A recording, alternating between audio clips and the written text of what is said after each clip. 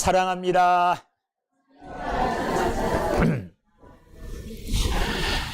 자, 제가 바라고 원하는 신앙생활의 삶의 모습은 어떤 삶의 모습이냐 하면, 우리가 신앙생활 한다는 것은 어떻게 보면 하나님 앞에서 살아가는 겁니다. 하나님 앞에서.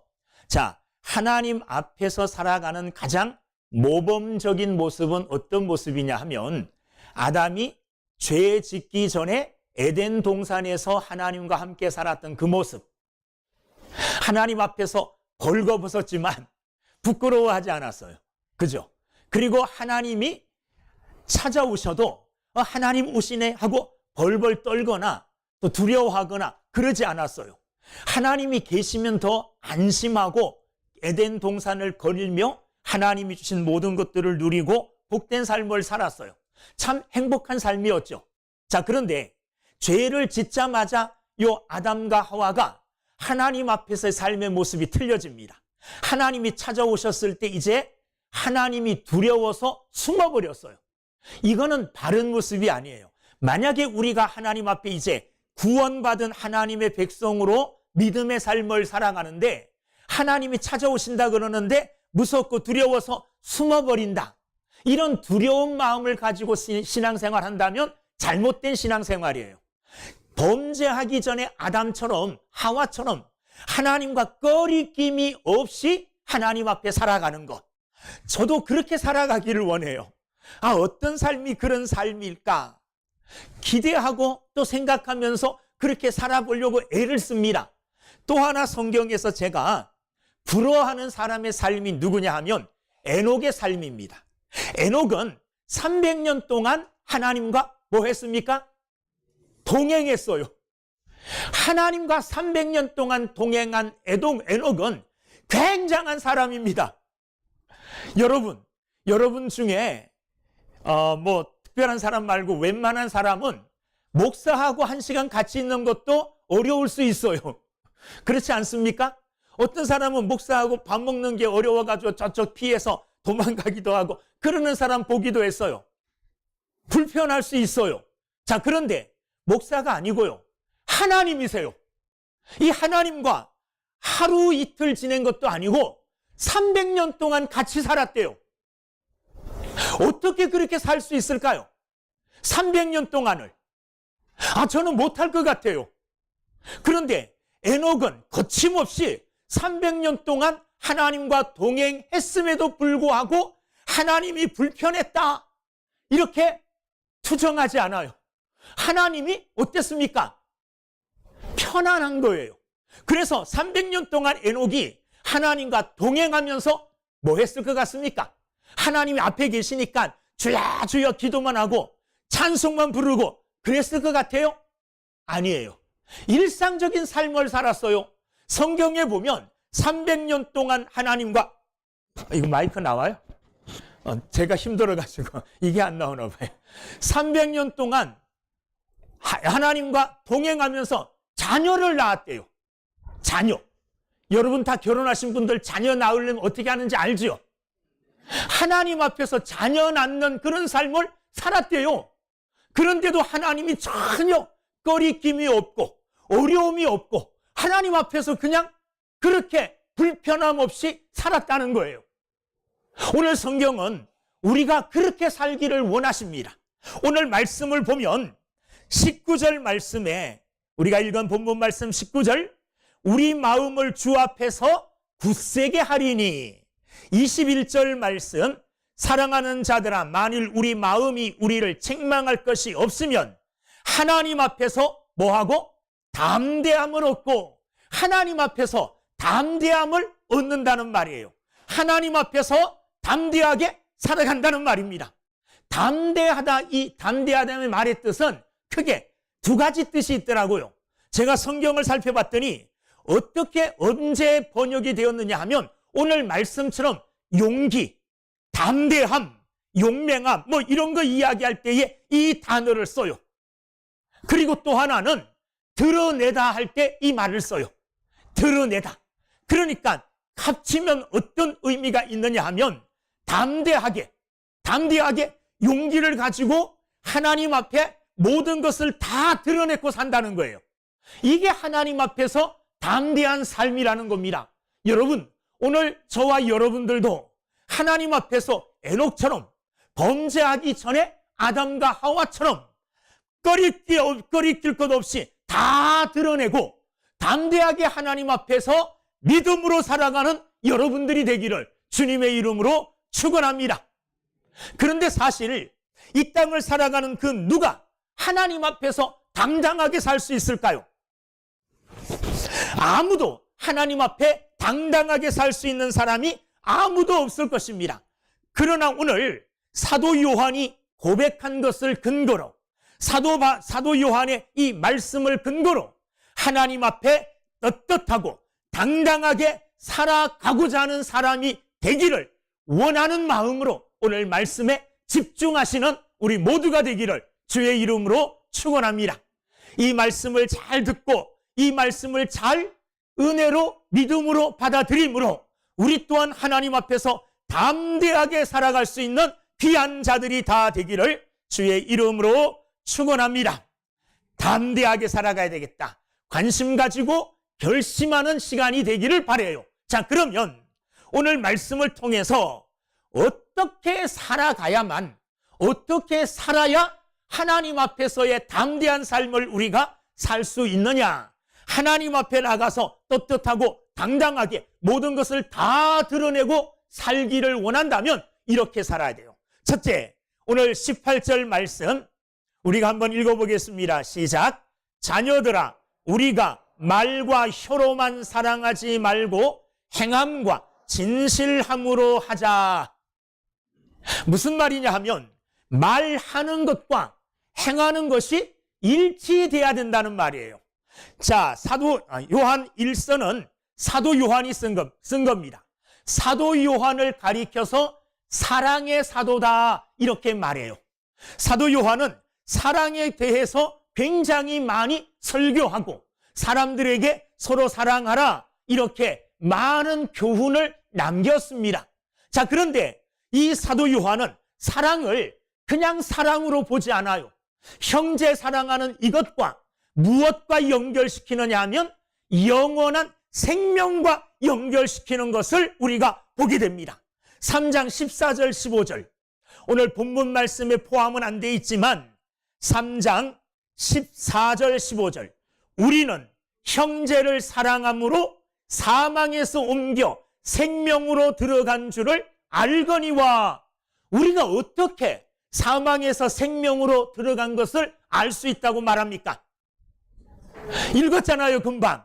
형제를 사랑함으로. 형제들을 사랑하는 이것 가지고 내가 사망의 자리에 있다가 생명의 자리에 들어간 것을 알 수 있다는 거예요. 그러니까 내가 형제를 사랑한다는 것은 내가 사망의 자리에서 생명의 자리로 옮겼다는 것을 확신할 수 있다는 말이죠. 그 다음에 뒤에 읽어보면 사랑하지 아니하는 자는 사망에 머물러 있느니라. 엄청난 거예요. 그냥 사랑하고 안 하고가 문제가 아니에요. 사랑하지 않는 자는 아직도 여전히 우리가 사망에 머물러 있는 자라고 사도 요한은 얘기하고 있어요. 그런데 사랑한다 하는 이 말을 하고도, 말은 하고도 사랑을 실천하지 않으면, 행하지 않으면 사랑한다는 말이 진짜예요, 가짜예요? 가짜라는 겁니다. 내가 사랑한다 말하는 것으로 사망에서 생명으로 옮기는 게 아니라 사랑한다 말만 하고 있으면 여전히 사망 가운데 있는 것이라는 거예요. 내가 사망에서 생명으로 옮겼다는 것을 확신하는 어떤 근거가 있으려면, 증거가 있으려면 형제를 사랑해야 되는데, 형제를 사랑하는 이 사랑은 말로만 하는 사랑이 아니라 행함과 진실함으로 사랑하는 그것 있어야만이 사망에서 생명으로 옮겼다는 것을 알 수 있다는 겁니다. 야고보서에 보면 야고보서는 믿음과 행함을 같이 봅니다. 믿는다 그러면서도 행함이 없으면 그 믿음은 죽은 믿음이라 그래요. 영혼 없는 몸이 죽은 것 같이 행함이 없는 믿음은 죽은 것이라고 아예 단정을 해버립니다. 그러면서 사람들이 거울을 보는 이유를 얘기해요. 여러분, 거울을 왜 봅니까? 거울은 우리의 모습을 단장하기 위해서 보죠. 그래서 저도 설교하러 내려오기 전에 거울을 여러 번 봐요. 뭐 이 나이에 뭐 보겠습니까? 누구에게 잘 보이기 위함이 아니라 혹시라도 뭐 이상하게 돼 있고 여기 뭐 묻어 있거나 뭐 잘못돼 있는데 이건 여러분이 볼 때 별로 좋아 보이지 않잖아요. 그래서 내 모습을 점검하기 위해서 거울을 봐요. 근데 거울을 봤는데 여기 뭐가 묻어 있어요. 뭐 이상한 게 묻어 있어요. 거울을 보고. 자, 거울을 본 이유는 이것을 닦아내야 되잖아요. 이유가 묻어 있으니까. 그런데 거울을 보고 묻어 있는 것을 봤는데도 행동을 안 해요.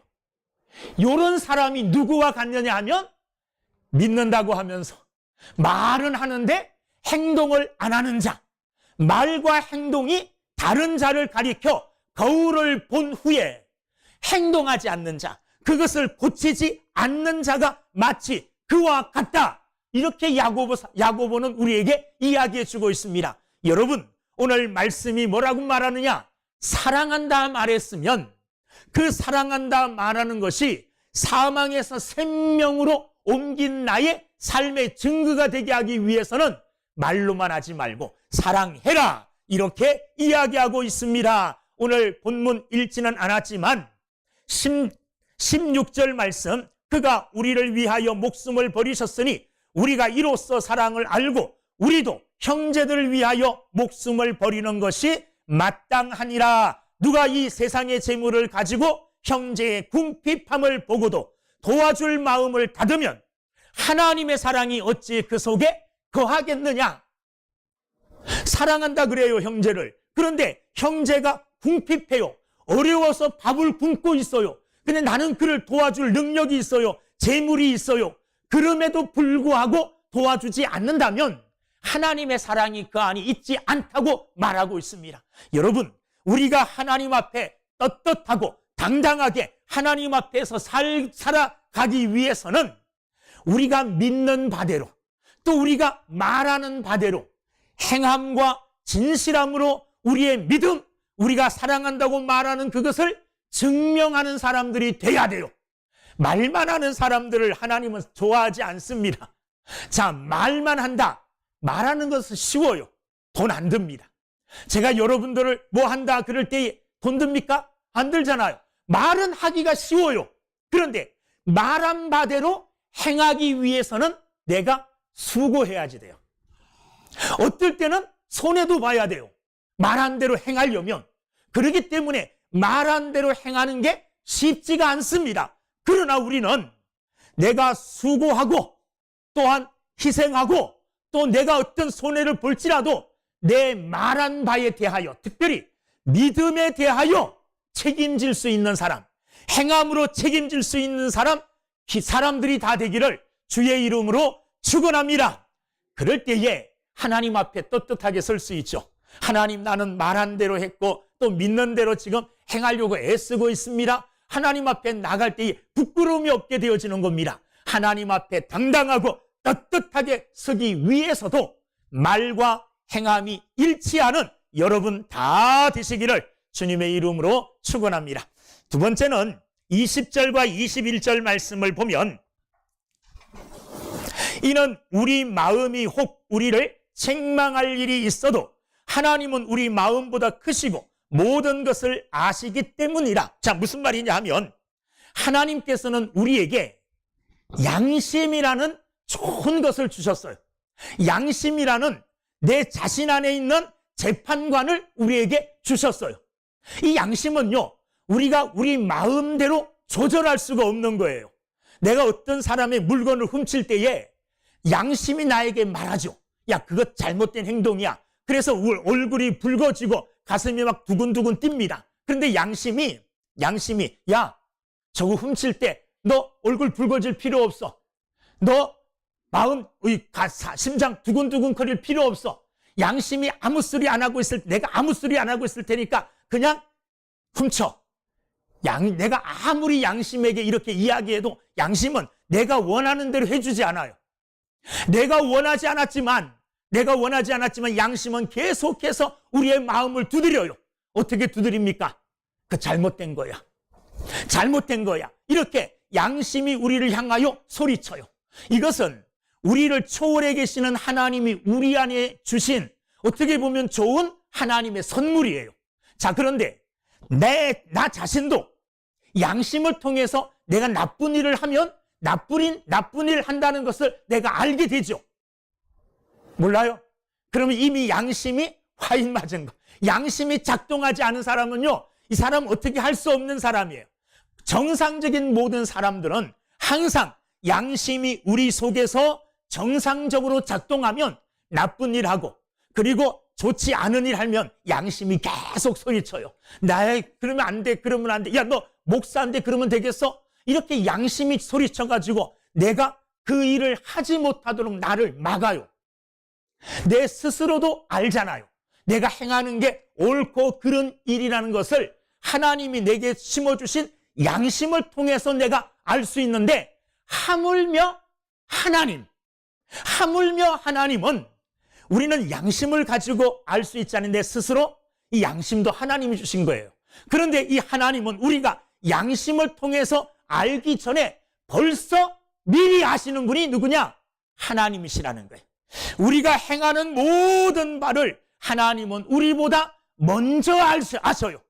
그러므로 오늘 20절 보면 하나님은 우리 마음보다 크시고 우리 양심보다 크시고 모든 것을 아시기 때문이라 하나님은 모든 것을 우리보다 먼저 아셔요. 그렇기 때문에 내가 어떤 일을 행할 때에 내 양심의 가책이 딱 오면, 나도 이걸 알았는데 이 사실을 누구도 알아요. 하나님은 먼저 아실 거다. 나보다 더 크시니까. 내 양심보다 더 크신 하나님이니까 나보다 하나님이 먼저 이 사실을 아시겠지. 그것을 깨달으라는 거예요. 여러분 자신만 양심을 통해서 알지 말고 내가 알게 됐다면 하나님은 먼저 더 아셨을 것이라고 생각하고 그 일을 멈추라 이거예요.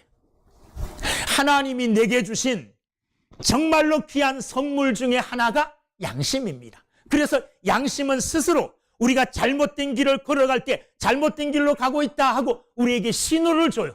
그 신호를 무시하고 계속 그 길로 가면 사고당해요.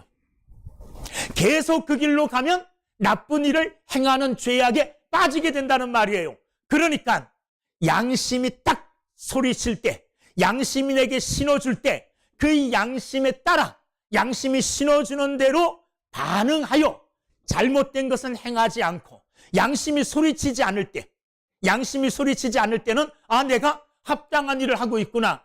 좋은 일을 하고 있네. 그냥 거침없이 행해도 돼요. 근데 양심이 브레이크를 걸어요. 그거 안 돼. 그 좋지 않은 일이야. 그럴 땐 그 소리에 귀를 기울이고 양심에 거슬리는 일을 하지 말라는 거예요. 무슨 말입니까? 하나님께서 내게 나를 통제하고 나를 다스릴 수 있는 하나의 귀한 선물, 내 안에 있는 재판소와 같은 양심을 주셨는데 이 양심이 소리칠 때에는 하나님이 나보다 내가 이 하는 잘못을 먼저 아시지, 하나님이 보고 계시는구나, 이것을 깨닫고 그 일을 멈추라는 거예요. 그래서 양심에 가책받지 않는 삶을 살아갈 때, 양심이 말하는 대로 내 자신을 통제하고 다스려가는 삶을 살 때 그런 사람들은 하나님 앞에서도 담대하게 살아갈 수 있는 믿음의 사람이 되게 되는 줄로 믿습니다. 양심의 소리에 귀를 기울일 수 있는 사람들이 돼야 돼요. 이 양심은 고장나면 안 돼요. 이 양심이 고장나면, 고장난 양심을 따라가면 그 양심이 허락해도 괜찮아 해도 다 악한 일을 하거든요. 그러나 하나님 앞에 바르게 쓰고 정상적인 사람은 항상 이 양심은 정상적으로 작동해요. 저도 이 양심의 소리를 들을 때가 많아요. 어떨 때 뭐 하려고 그러는데 양심이 소리쳐요. 좀 바빠서 신호위반, 빨간불인데 건너가고 싶어요. 아무도 없어요. 경찰도 없어요. 가도 될 것 같아요. 근데 양심은 못 가게 해요. 그 소리를 따를 때에 양심을 주신 하나님 앞에서도 담대하게, 당당하게 살아갈 수 있는 사람들이 되게 되는 줄로 믿습니다. 이제는 말씀의 소리에 귀를 기울이고 성령의 소리에 귀를 기울일 뿐만 아니라 하나님이 내게 주신 양심의 소리에도 귀를 기울여 양심의 소리를 따라 살아가는, 양심을 거스리는 삶을 살지 않는 믿음의 사람들이 다 되기를 주의 이름으로 축원합니다. 세 번째, 우리가 어떤 삶을 살아야 되느냐? 하나님이 기뻐하시는 삶을 살아야 돼요. 자, 오늘 말씀 우리가 읽은 말씀 22절, 무엇이든지 구하는 바를 그에게서 받나니 이는 우리가 그의 계명을 지키고 그 앞에서 기뻐하시는 것을 행함이라. 하나님 앞에서 기뻐하는 일을, 하나님이 기쁘시게 여기는 일을 해야 된다는 거예요. 그 일을 하면 하나님 앞에 담대하게, 하나님 앞에 당당하고 떳떳하게 살아갈 수 있는 사람이 돼야 된다는 거예요. 자, 그러면 하나님이 기뻐하는 게 뭐냐? 하나님이 기뻐하시는 게 뭐냐? 22절 우리가 읽었죠. 우리가 그의 계명을 지키고 그 앞에서 기뻐하시는 것을 행함이라. 하나님의 계명을 지키는 것이 하나님이 기뻐하는 삶이에요. 하나님의 계명을 지키는 것. 그러면 하나님의 계명이 뭡니까? 창세기부터 요한계시록 다 알 수 없잖아요. 그래서 오늘 요한 1서 사도 요한은 우리에게 하나님의 계명은 이것이다 하고 딱 중요한 두 가지를 우리에게 알려주셔요. 요 하나님의 계명을 지킴으로 하나님 기뻐하는 삶을 사는 여러분들이 되기를 주님의 이름으로 축원합니다. 자, 하나님의 계명이 뭐예요? 첫째 뭡니까? 23절 보세요. 그의 계명은 이것이니, 하나님의 계명이 이것이래요. 이것. 하나님의 계명이 이것이래요. 이게 뭐예요? 23절. 곧 그 아들 예수 그리스도의 이름을 믿고, 할렐루야. 하나님의 계명이 뭐냐 하면 하나님이 우리에게 보내주신 그 아들 예수 그리스도를 믿는 거예요. 이게 하나님의 계명이에요. 하나님께서 예수님을 우리에게 보내주실 때에 왜 보내주셨습니까? 그를 믿고 구원받게 하기 위하여 우리에게 보내주셨어요. 그래서 그의 계명, 그의 말씀은 보내주신 그 아들 예수를 믿는 거예요. 그리고 믿고 멸망에 이르지 아니하고 영원한 생명을 얻는 것, 이게 하나님의 첫 번째 계명이에요. 예수 믿으라, 이게 계명이라는 거예요. 예수 믿는 것. 그래서 예수를 믿음으로 말미암아 죄 용서받고 하나님의 자녀가 되어지고 그리고 하나님의 백성으로 살아가는 것, 이게 하나님의 첫 번째 계명이에요. 우리가 계명 생각할 때는 뭐 여러 가지를 생각하는데 사도 요한이 우리에게 말씀해 주고 계시는 가장 중요한 계명은 예수를 믿는 것, 예수를 믿어라. 이 하나님의 말씀이 가장 첫 번째 되는 계명이에요. 두 번째는 뭡니까? 거기 보면 그가 우리에게 주신 계명대로 서로 뭐 하는 거요? 서로 사랑하는 것. 서로 사랑하는 것. 이게 하나님의 계명이래요. 자, 우리는 이 계명을 본능적으로 지킬 수밖에 없어요. 믿는 사람들은 이 믿음의 본능, 믿음의 성품대로 사랑할 수밖에 없는 존재예요. 왜 그러느냐 하면 하나님의 사랑이 우리에게 막 덮어 씌워졌거든요. 하나님의 사랑이 우리에게 무한정 부어졌어요. 그 하나님의 사랑을 입은 자가 누구냐? 저와 여러분들이에요. 우리 속에 하나님이 부어주신 이 사랑이 조금 그냥, 그래서 우리 속에 바닥에 깔려 이게 아니라 넘치게 부어주셨어요. 하나님의 사랑, 그것 우리가 감당할 수 없을 만큼 풍성하고 놀라워요. 그 사랑이 어떤 사랑입니까? 사랑할 수 없는 존재인 우리를 사랑해 주신 사랑이에요. 여러분들이 하나님의 사랑받을 자격이 있습니까? 없어요, 없어요. 어린 아이들을 볼 때 사랑스럽죠? 사랑스럽죠? 그래서 정말 사랑스러워서 얼굴도 한번 만져보고 싶고 볼에 이렇게 갖다 대고 싶은 이런 마음이 있잖아요. 너무너무 사랑스럽기 때문에. 그런데 어떤 어린 아이를 만났는데 아무리 찾아봐도 사랑스러운 데가 없어요. 그래서 뭐라 그래요? 아이네?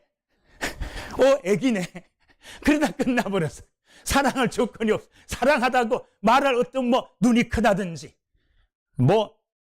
코드가 오뚝하다든지, 사랑할 만한, 그런 게 있으면, 야, 예쁘다, 이렇게 말해주고 싶은데, 예쁜 게 하나도 없네요. 그래서 갓난아이네. 그렇게밖에 말 못했대요.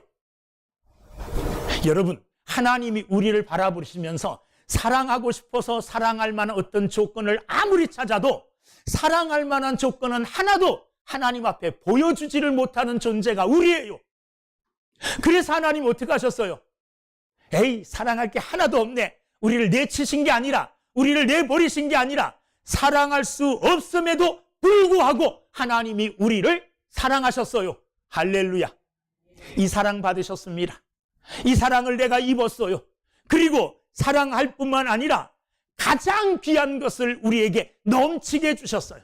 우리는 그것을 받기에 감당할 수 없는 거예요. 아들 예수님을 우리를 위하여 보내주셨잖아요. 예수님은요, 창조주 하나님이세요.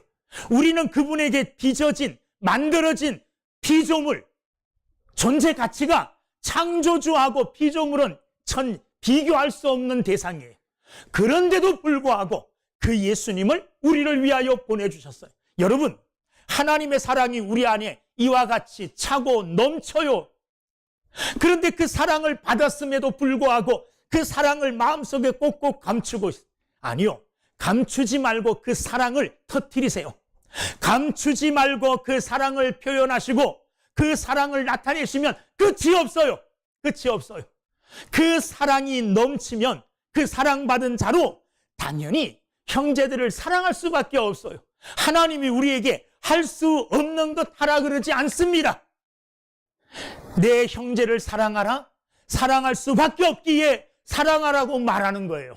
이 사랑을 행하는 여러분 모두가 되기를 주의 이름으로 축원합니다. 영생을 가진, 영원한 생명을 가진, 구원을 받은 자의 당연한 모습이에요. 구원받은 자는 사랑할 수밖에 없어요. 그 사랑하라 그러는 거 당연한 하나님의 요구입니다. 이런 사랑을 하고 예수를 믿는 믿음 가지고 있으면 하나님 앞에 언제든지 나가게 될 줄로 믿습니다. 그런데 이렇게 하나님이 담대하게 살 수 있는 방법도 우리에게 제시해 주셨고, 이런 담대하고 당당한 삶을 살 때 하나님은 이런 은혜도 주셔요. 덧붙여 주시는 은혜입니다. 어떤 게 덧붙여지느냐? 22절 읽어보겠습니다. 시작.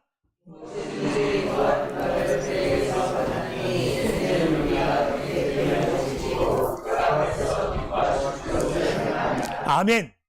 우리가 하나님 앞에 당당하게 살기 위하여 정말 내가 하나님의 구원받은 백성으로 이렇게 살겠습니다 하고 믿음과 행함이 일치하는 삶을 살고, 양심에 거슬리지 아니하는 삶을 살고, 정말로 하나님의 계명을 지켜 살 때 하나님 앞에 떳떳하게 당당하게 나아갈 수 있고 그 앞에서 살아갈 수 있어요. 누구처럼? 에녹처럼, 범죄하지 않은 아담과 하와처럼.